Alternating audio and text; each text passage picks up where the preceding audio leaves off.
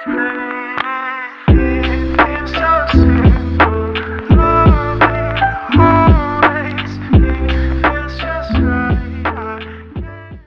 semuanya, gimana kabar kalian teman-teman? Semoga bahagia selalu, sehat selalu, tetap semangat ya, semangat cari duitnya teman-teman. Warga anak terakhir, cailah aku anak terakhir squad nih. Di sini banyak anak terakhir, enggak ding?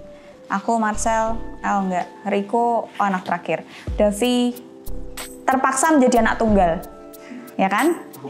Oh pertama, oke. Di sini banyak rivalnya ya, campur-campur ya. Hari ini kontennya cukup berat ya. Beberapa waktu lalu aku juga pernah bikin konten tentang hamil di luar nikah. Yang konten pertama kali yang hamil di luar nikah tuh aku bercerita tentang pengalaman pribadi. Bukan aku sudah hamil ya, bukan. Tapi emang aku merasakan sendiri gitu ya. Lah terus dia mbak maksudmu ya gitu deh. Pokoknya ditonton aja. Itu video awal-awal banget ya. Pertama kali aku bikin YouTube aku udah sempat bikin itu. Terus makin berkembang ke sini banyak yang curhat juga tentang aborsi gitu ya. Gaya pacaran yang menganut kebarat-baratan tapi kebablasan ya. Menganutnya cuma secuplik doang, cuma bungkus luarnya aja nggak sampai dalam-dalamnya gitu ya. Tidak disesuaikan dengan budaya yang ada di Indonesia gitu ya. Budaya yang ada di Indonesia tuh sungguh turun-temurun dan banyak sekali dan nggak bisa hilang gitu ya. Jadi nggak bisa nih kamu cuma nyampurin sedikit aja atau kulit luarnya aja atau kayak nggak keseluruhan budaya barat buat adaptasi semua nggak bisa. Kalau kamu cuma separuh-separuh ngambil yang enak-enaknya aja nggak mungkin bisa di sini. Tentang aborsi, tentang hamil di luar nikah, pasti banyak di sini yang nonton konten ini mungkin juga sudah merasakan gitu ya. Aku pemilih untuk follow influencer. Dan ada menurutku influencer, pokoknya public figure yang terkenal di Instagram, dia menyuarakan untuk child free. Jadi dia nggak mau punya anak, tapi dia tinggal sama pasangannya di satu rumah gitu ya. Banyak pro kontra ya, banyak orang-orang yang setuju untuk memilih. Itu tuh sebuah pilihan ya, bukan menjadikan wanita menjadi feminis. Enggak, aku nggak setuju dengan feminis sebenarnya. Dan aku bukan feminis juga. Feminisme benar kan namanya feminis. Memilih untuk tidak memiliki anak. Seorang perempuan memilih untuk tidak memiliki anak. Itu bukan berarti dia seorang feminis menurutku. Ya, ketika aku dan suamiku, kemudian kita menikah nih, terus kita memutuskan untuk nggak punya anak, sebenarnya itu hak-hakku aja.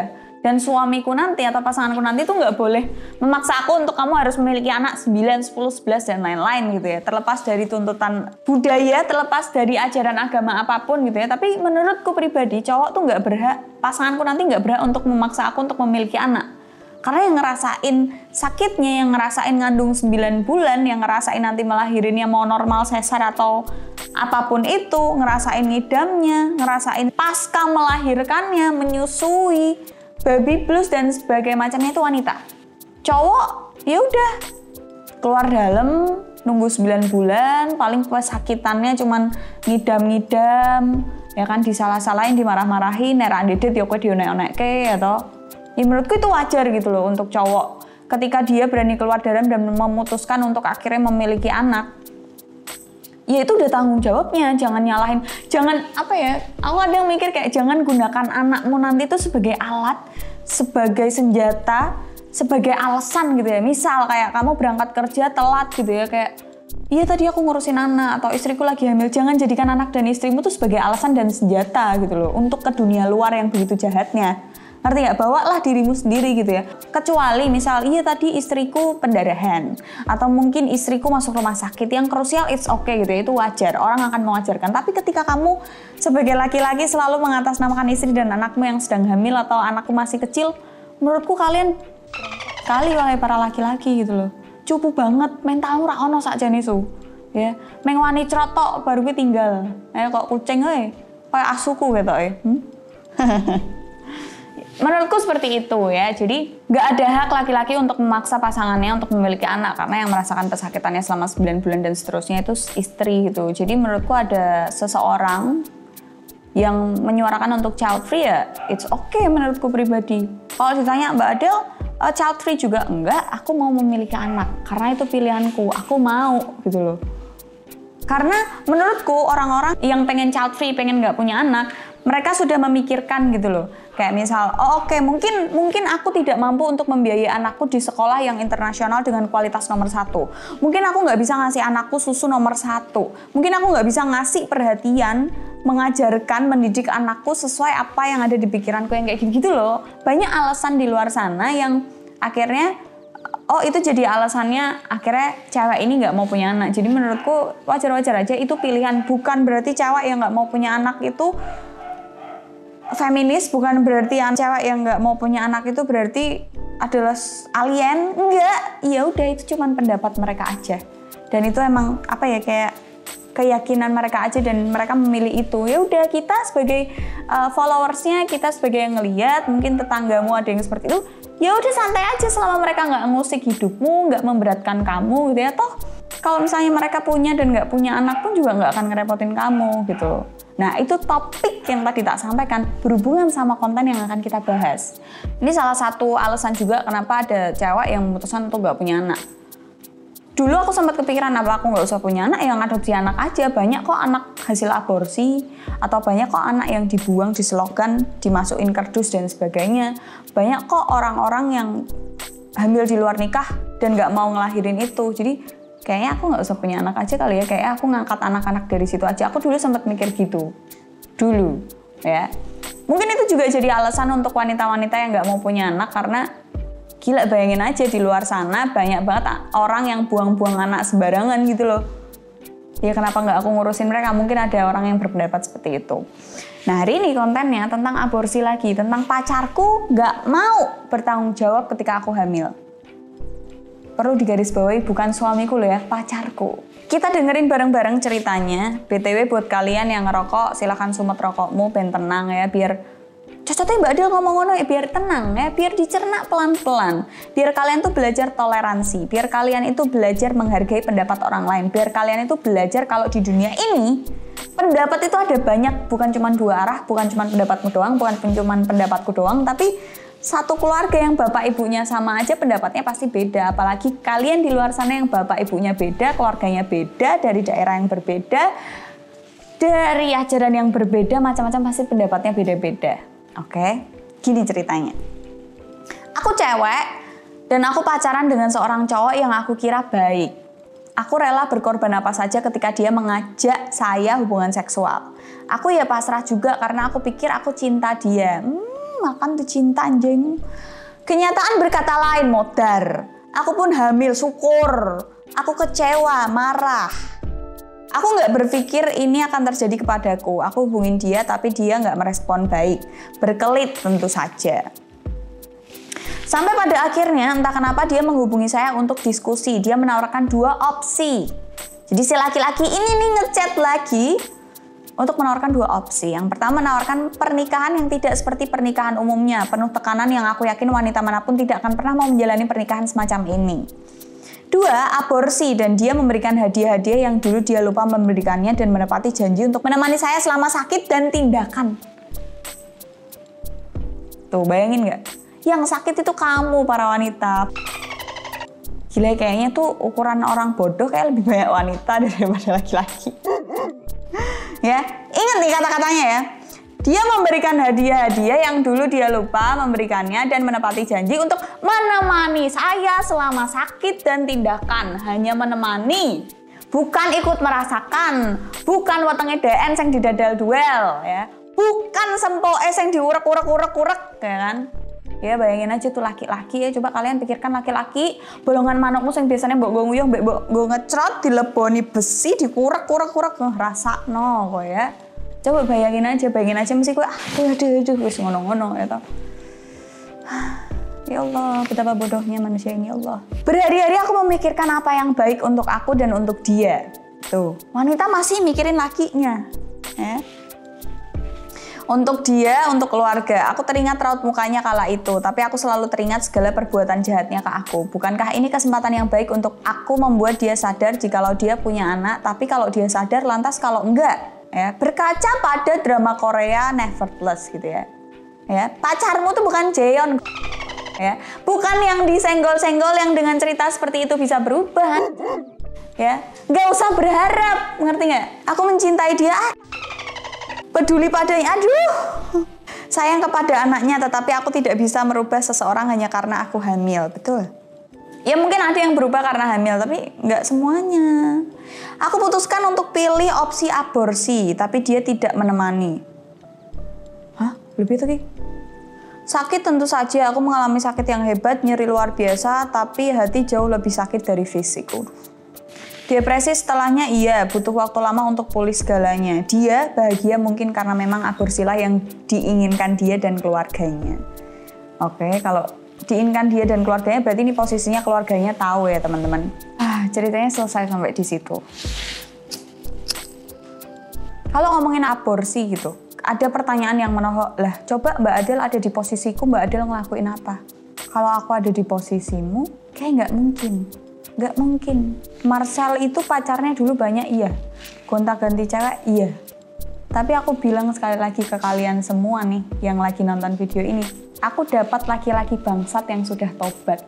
Dan aku dari dulu bercita-cita, aku pengen punya suami yang harus nakal, harus brengsek, harus bajingan, harus mencoba segala macam kejahatan, segala macam kenakalan remaja yang ada di dunia.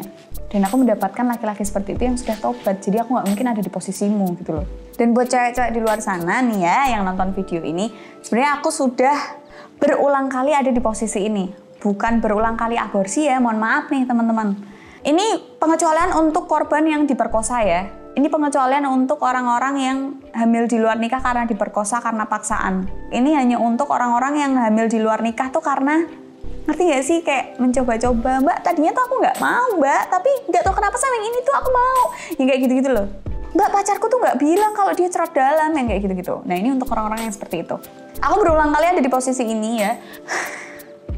Mulai dari yang pacaran, mulai dari yang nggak kenal gitu ya, yang cerita one night stand dan sebagainya gitu ya. Banyak cerita kayak, ya dulu aku nggugurin Del, nggak cuma sekali bahkan 2 kali gitu. Terus banyak juga cowok yang bilang, oh kalau beli obat penggugur tuh di sini, kalau di online harganya jutaan kan, kalau di sini murah, tempatnya deket, dan itu berwujud dokter tapi rumahan. Banyak cerita-cerita kayak gitu loh. Sampai dulu akhirnya aku sempat dikirimin video.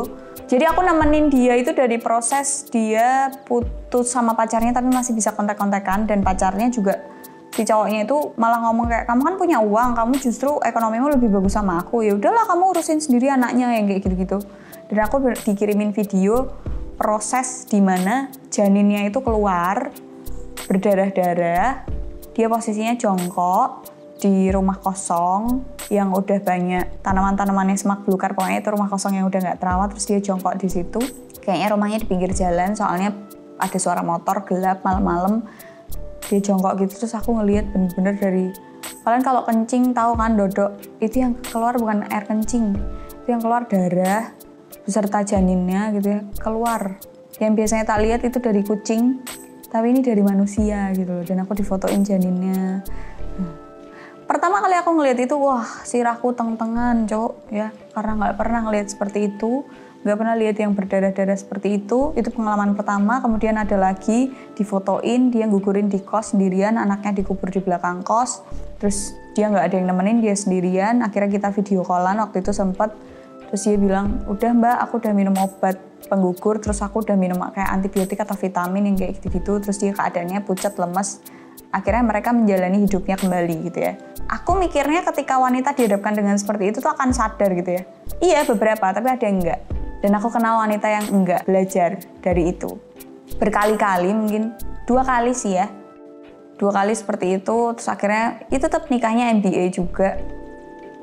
Ya tapi pilihan hidup manusia itu kan beda-beda ya. Ada yang mungkin mereka dengan masa lalu seperti itu it's fine-fine aja. Ada juga dari mereka yang punya masa lalu seperti itu kelam sekali rasanya gitu kan. Karena yang namanya hamil di luar nikah itu pasti bebannya luar biasa. Mulai dari dijauhi teman-teman, ya kan, kayak lu koncomu meteng sih. Pasti ada beberapa orang yang akan menjauhi gitu kan. Ada juga yang dijauhi tetangga, dionek-onek ke tonggone. Belum impactnya ke keluarga, belum akhirnya kamu diusir keluarga, mungkin sampai diusir paksa dari desa, dari lingkungan perumahan itu, diusir sama masyarakat dan lain-lain, dikucilin sama keluarga besar, selalu disalahin ketika kamu pernah amit-amitnya MBA gitu ya. Pasti jadi kayak contoh untuk saudara-saudara yang lain kayak, Kamu nanti kalau nggak sekolah, kalau sekolahmu goblok, kok kayak gedenya kayak lo, MBA. Ya nggak? Kamu tau nggak tuh tetangga itu, dek, kalau anak ibu iki hamil di luar nikah. Cemoohan seperti itu pasti kalian dapat ya untuk manusia-manusia yang MBA gitu ya. Karena menurutku MBA di Indonesia itu wah sungguh hal yang tabu gitu ya. Pasti itu sebuah aib gitu kan. Cuman ada banyak public figure yang berawal dari MBA tapi kehidupannya juga bahagia sampai sekarang. Berawal dari MBA dan dia mengakui itu dan justru didikan ke anaknya lebih bagus daripada manusia yang nikahnya terprogram gitu loh. Dan rata-rata kalau misalnya sudah MBA, penanganannya itu semuanya tuh nggak menyenangkan. Yang sering aku temui ya, mulai dari pernikahan yang tadi diceritanya bilang kalau pernikahan dengan tekanan yang luar biasa dari segala pihak, atau mungkin aborsi yang beresiko, atau mungkin anaknya dilahirin tapi dibuang, atau anaknya dilahirin dikasihin orang, terus nanti jadi skandal dan lain-lain, atau anaknya dilahirin masukin panti asuhan yang kayak gitu-gitu. Buat kalian yang dari tadi nanya MBA itu apa, mungkin sampai nulis di komen MBA itu married by accident. Menikahnya karena sesuatu hal yang nggak legal. Atau bisa dibilang hamil di luar nikah yang kayak gitu. Yang biasa kita dengar itu hamil di luar nikah, MBA married by accident, terus apa lagi? Meteng se, tek dung se, yang kayak gitu-gitu loh. Istilah-istilah di lingkungan kita. Dan di dalam kebanyakan kasus yang hamil duluan, itu rata-rata orangnya atau oknumnya atau pasangannya itu nggak siap dengan adanya kehamilan ini. Atau bahkan nggak tahu. Atau mungkin dia nggak sadar kalau aku hamil gitu ya. Jadi respon pertamanya panik. Makanya ada beberapa cerita dari teman-teman yang curhat ke aku dan aku tanggepin itu responnya nggak baik banget menurutku, sampai ditipu orang. Mungkin ada yang akhirnya ngekip, ngendat dan lain-lain. Ada juga yang bingung mau cerita ke siapa atau cerita ke teman terus tiba-tiba disebarin. Cerita ke aku ada juga yang, Mbak aku nggak mau ngelahirin anak ini dan pasanganku juga nggak mau ada anak ini gitu. Keluarga kita sama-sama nggak tahu. Akhirnya mereka nyari jalan pintas, entah obat aborsi kok nggak datang atau mungkin sudah beli tapi ditipu barang yang nggak datang.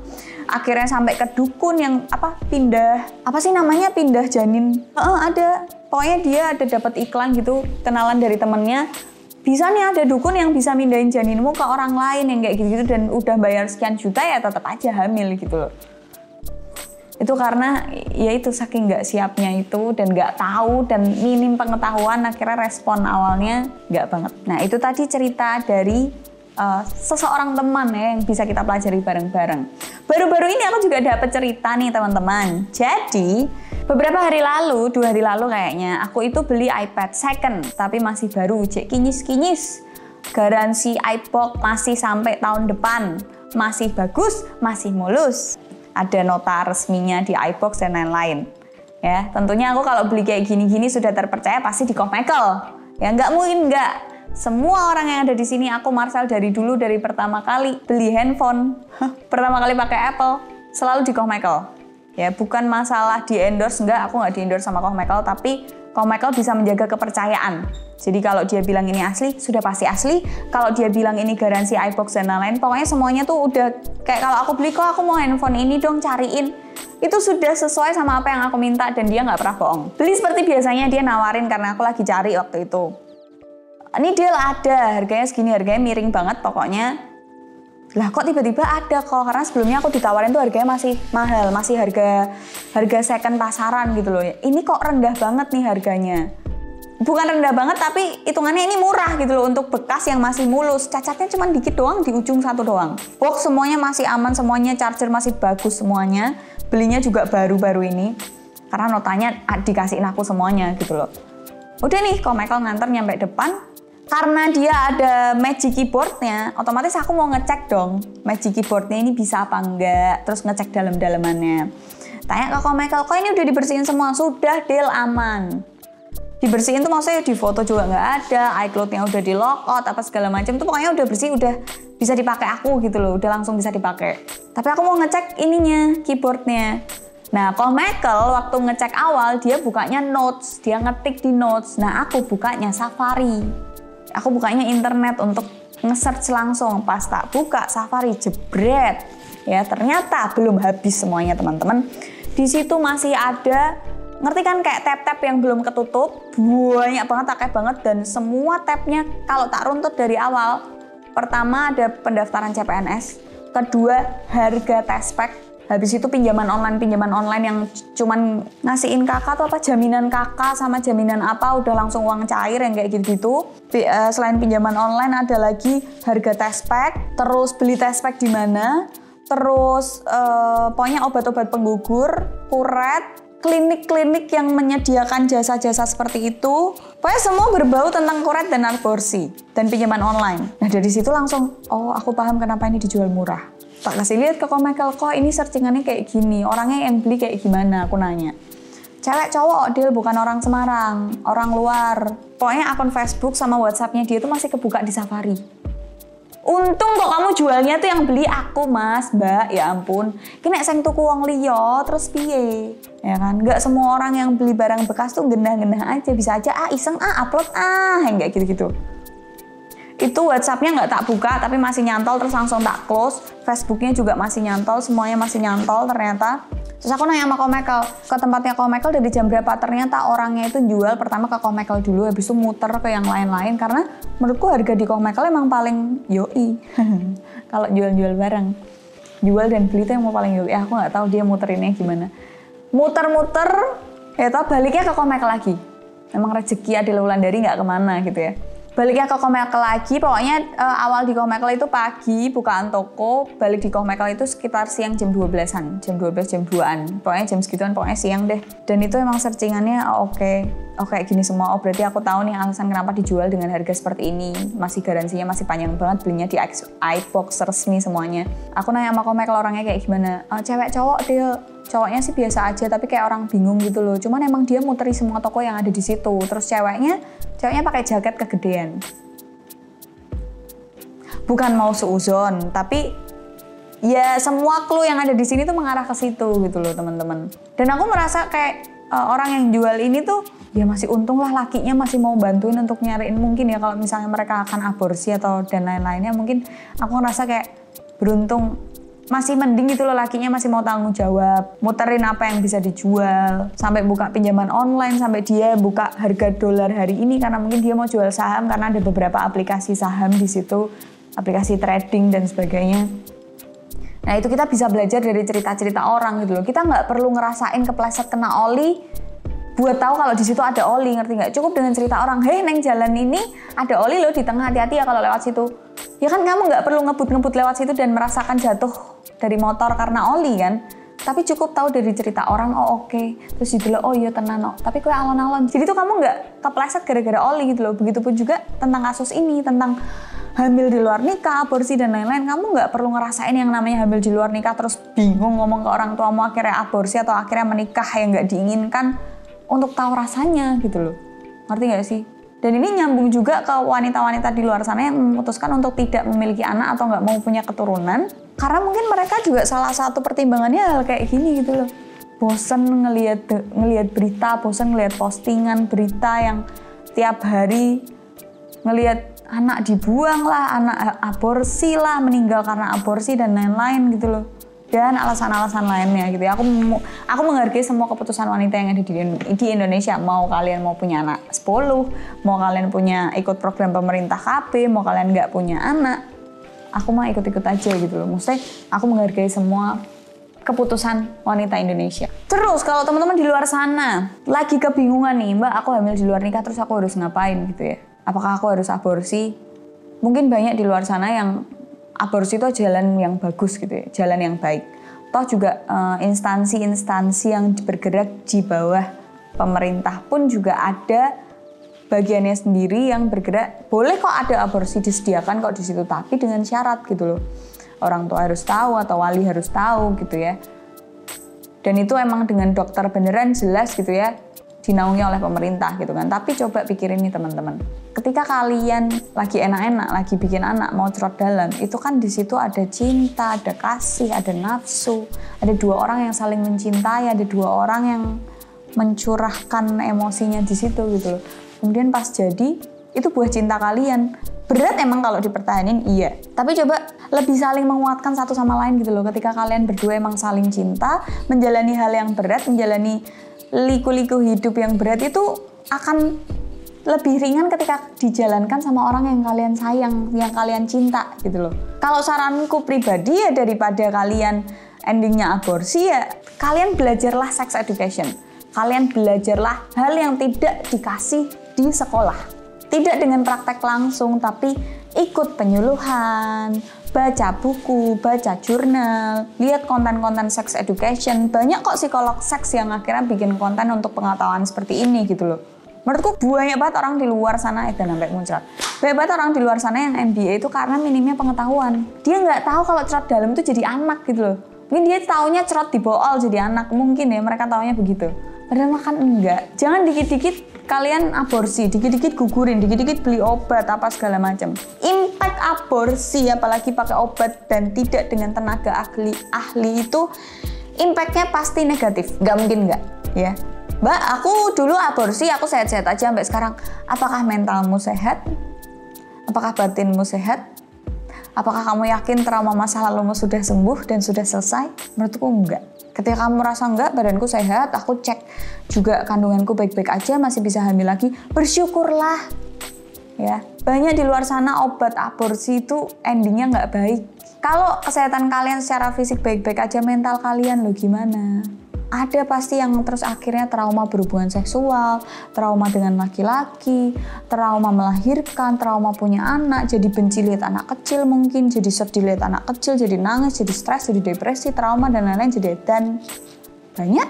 Kalau udah gini, terus gimana? Iya udah, ya gimana ya, jalanin aja. Dan buat cewek-cewek di luar sana, menunjukkan rasa kasih sayang itu nggak selalu lewat hubungan seksual.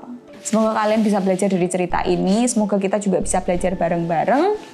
Tetap jaga kesehatan teman-teman, gitu aja konten kali ini. Don't forget to like, comment, and share video yang ke teman-teman kalian. See you in the next video. Bye!